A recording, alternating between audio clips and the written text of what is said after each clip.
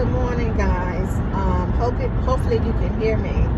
But I wanted to jump on really quick to tell you what was on my mind this morning. I was listening to Pastor Keon Henderson last night before I went to sleep.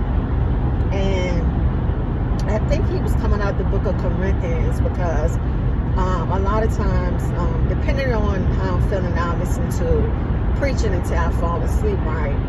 So he was talking about whatever he was talking about. I know that he was talking about Paul in this, I think it was Corinthians, out the book of Corinthians, that he was talking about Paul. But I remember hearing him say, how much Paul went through.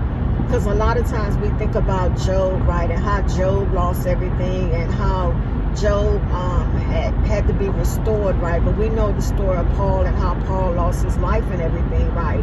But in the midst of him bringing up Paul, there was something about Paul that stood out, and that was that when Paul was talking about everything that he went through, how hard it had been for him, being whooped numerous times, being shipwrecked, being beaten, being thrown in jail, everything, right?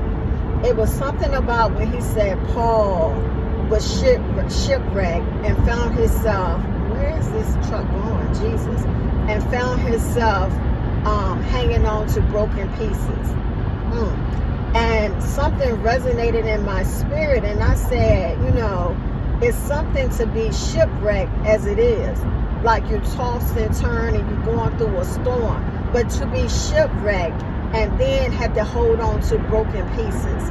And I'm imagining ocean waters, in a cold place, a place that wasn't working for him at all, that the chances were against him, right? And that it probably was like no hope at that moment, but the hope of God. So I thought about that thing and I said, my God.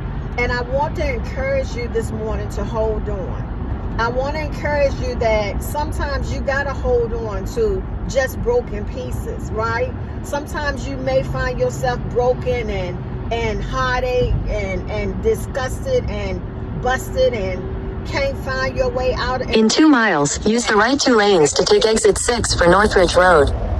You just feel like that everything is against you, right? But hold on. Hold on. It doesn't matter if you feel broken. It doesn't matter if you feel like you can't go on any longer. Listen, if Paul could do it, we could do it. And like the story of Job, if you hold on just a little while longer, God is going to make everything all right. Don't get weary in well doing. Come on, somebody. You can hold on. You can make it because God has not failed us. And when we don't need to put the yet on it because he's a God that cannot fail.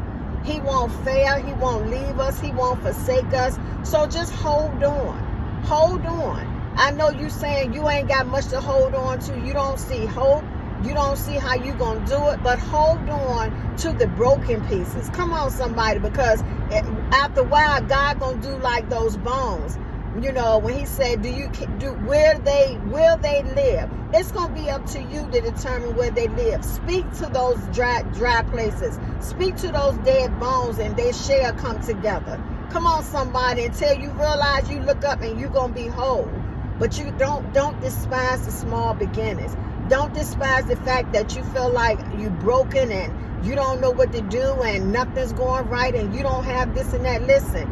Everybody had to build from some, but you start with step 1, and that's have faith.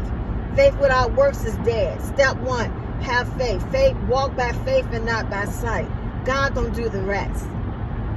That's all I wanted to give you this morning. In a half mile, use the right 2 lanes to take exit 6 for Northridge Road. This is Dr. Michelle. You have a blessed one. If y'all heard that GPS, forgive me. Traffic, and I'm trying to figure out the best way this morning. You guys be blessed.